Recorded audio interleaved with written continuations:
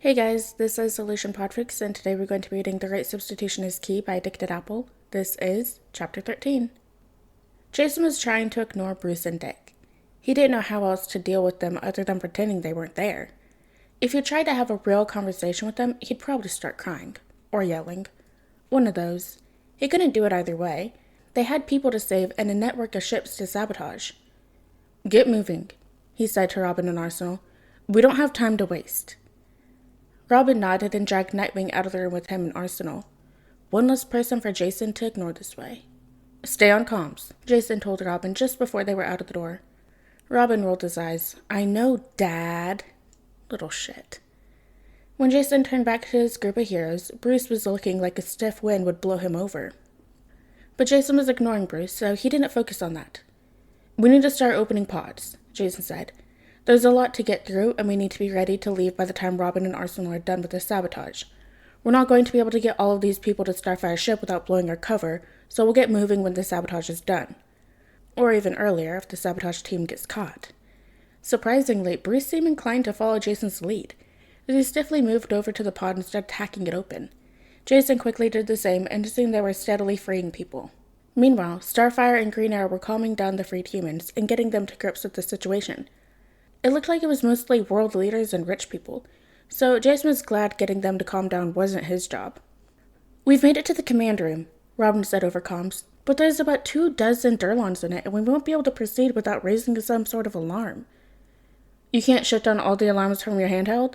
Jason asked. "There's several different networks, and we can only get access to the first layer of security remotely," Roy explained. "Hang tight then," Jason said. "We don't want to be discovered while we're still opening pods. Once we've got all the pods open, we'll make a break for it. 60 humans escaping should be a pretty good distraction for you guys." They had about a dozen pods left to open when the shit hit the fan. One moment they were freeing people, and the next moment alarms were blaring. Jason heard Tim swearing and the sound of high-tech gunfire over the comms. "We've been spotted," Robin reported. "Fuck," Jason said. He turned to his sub-team. "Alright, keep opening pods. Then get these people to Starfire's ship. I'm going to go play distraction for the sabotage team." Jason was out of the door and running down the corridors before Bruce could protest. He made sure not to head in the direction the rescue party would need to go. When he was a suitable distance away, he started making as much noise as possible. He set off some explosives, triggering even more alarms, then released a few smoke bombs for good measure. "What was that?" Bruce demanded over comms. "All part of the plan," Jason assured him. Durlon stormed the hallway Jason was occupying, and Jason got to work dispatching them. They were too scared of hitting each other to fire within the smoke, and Jason was well trained for fighting in low visibility, so it was basically no effect on his part. When he'd made a reasonable dent in the personnel, he started moving towards the controls where the others would be. He picked off more Durlons as he went. "Batman, status?" he asked as he got closer to the control room. "Everyone is free," Bruce grunted. "We're on our way to the airlock." "Good," Jason said. "Starfire, fly ahead to get your ship closer to the outer door and ready to pick everyone up. Robin, status?"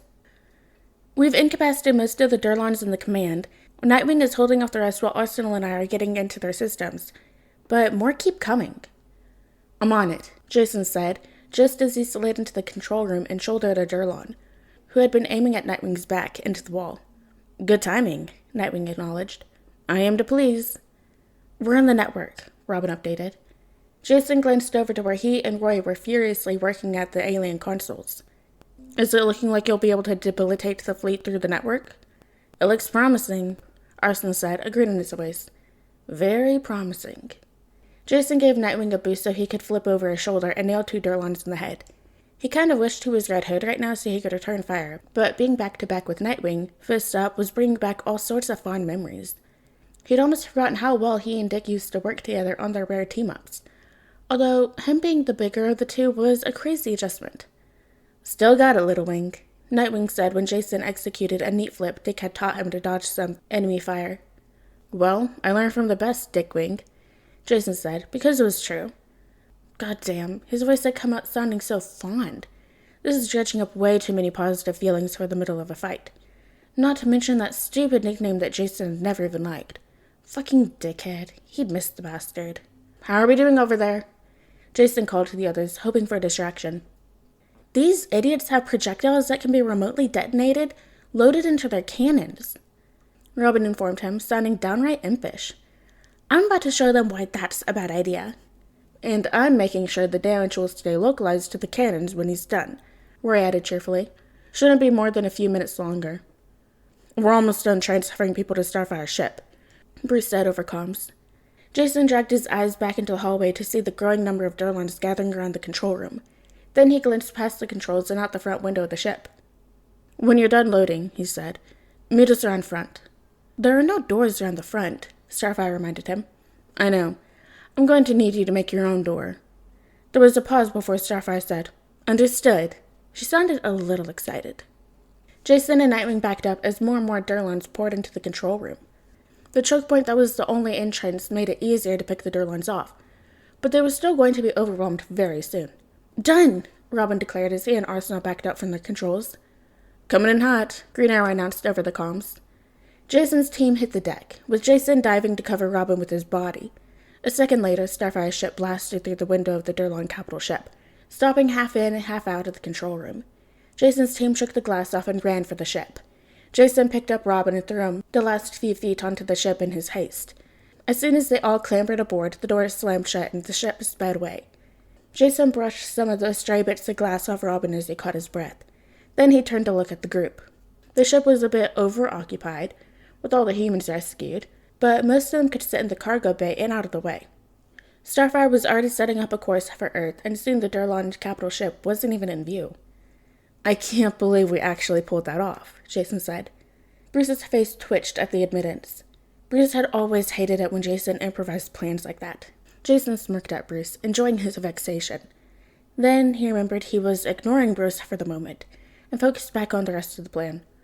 Robin and Green Arrow, he said. Start putting together a list of all the prisoners. We need to know which people the Durlans may be posing as. They moved to do so, Jason walking over to stand by Starfire in her control. He opened a line to Wonder Woman. How'd it go? Wonder Woman asked. We've got all the prisoners and, He looked at Robin and Arsenal. What exactly did you do to the fleet again? We remotely self-destructed all their cannons, Robin said, grinning widely. Nice. Jason grinned back. I never doubted you would be successful, Wonder Woman said with a smile in her voice. Thanks, Jason said. How's the prep for Stage 3 going? Red Tornado, Cyborg, and Atom have tested the science behind your plan and are confident it'll work, she said. Flash and Superman have already started implementing it. Good. We'll send you the list of prisoners and you can start rounding up imposters. Certainly. The call ended and Jason let Starfire take back control of the console. He went to stand somewhere out of the way, releasing a breath as his body finally started to relax. Then Nightwing and Batman walked over, and Jason got all tense again. Jay? Nightwing said, drinking in every detail of Jason that he could. In the batsuit, that was really just the lower part of Jason's face. Yeah? Jason said, only getting more tense as the two stared at him. Nightwing's chin trembled, and Jason was struck by the knowledge that he was trying not to cry. I know you're not really you're not mine, but can I please just... Dick babbled incoherently. Jason wasn't really sure what he was trying to get at, or what he meant by not mine. Not my brother? Before Jason could ask, Dick pulled him into a tight hug. This fucking octopus. Jason melted. You're okay, Big Bird. Dick trembled, but somehow the hug only got tighter. I'm so glad I got to see you.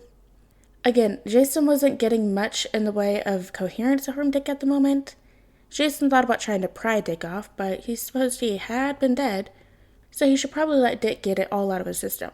At least Dick clearly cared about him. Part of him had doubted that. It was so hard to doubt that now.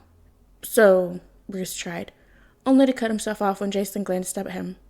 You're Batman? Well, you were gone, so... Bruce lifted a hand like he was going to place it on Jason's shoulder, but aborted the motion. I'm sure your dad would be proud of you for stepping up. What? Why was Bruce suddenly talking about Willis? What has your life been like? Bruce continued awkwardly.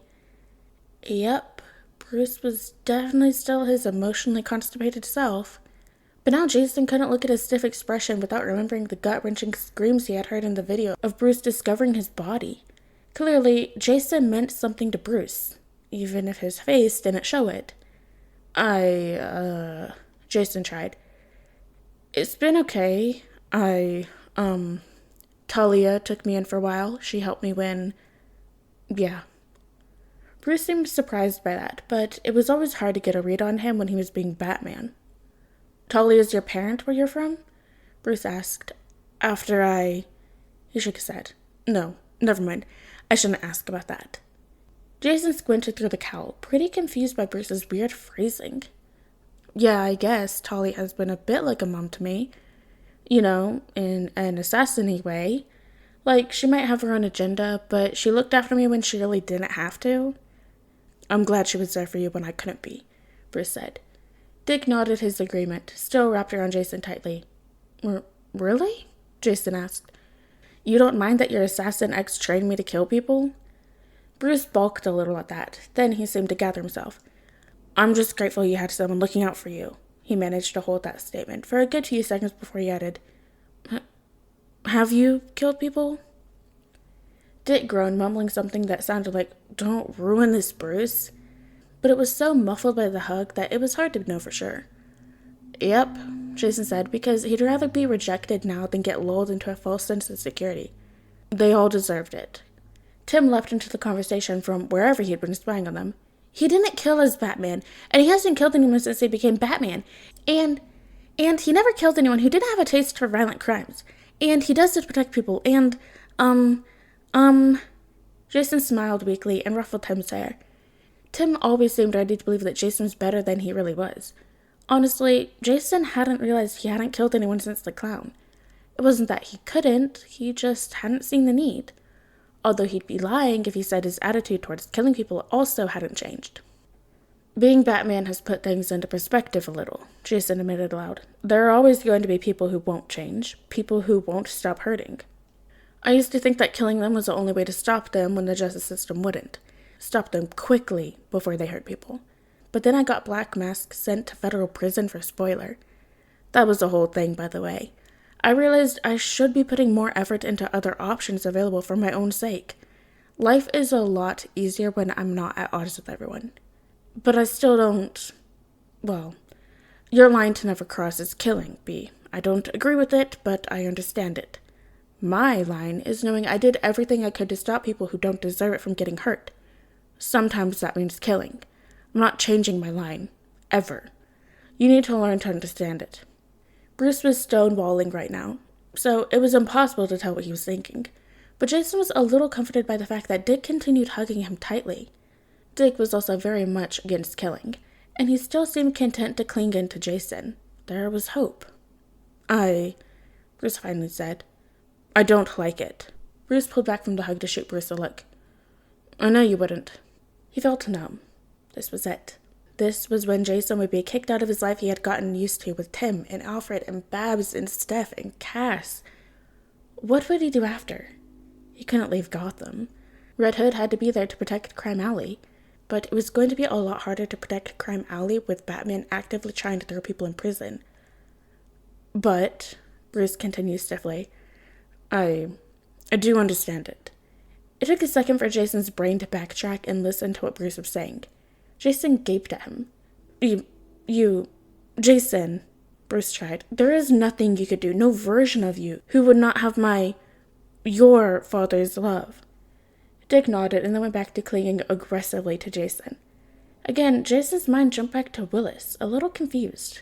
Then he realized that Bruce said father. He was talking about himself, and just, oh. Jason blinked away the tears. He couldn't cry with the cowl on. There was too many random civilians on the ship for him to take it off. He opened his mouth, not even sure what he was going to say, but then Arsenal walked over to them. Sorry to interrupt, Roy said with a sheepish look, but we'll be touching down on Earth in 2 minutes. Right, Jason said, trying to put his head back into mission mode. He pried Dick off of him, which was actually very difficult and wouldn't have been possible without Tim's help, and then he put his focus back on the plan. This wasn't over yet. Alright guys, and that is the end of chapter 13 of The Great Substitution is Key by Dick Apple. I hope you guys liked it, and I'll see you next chapter.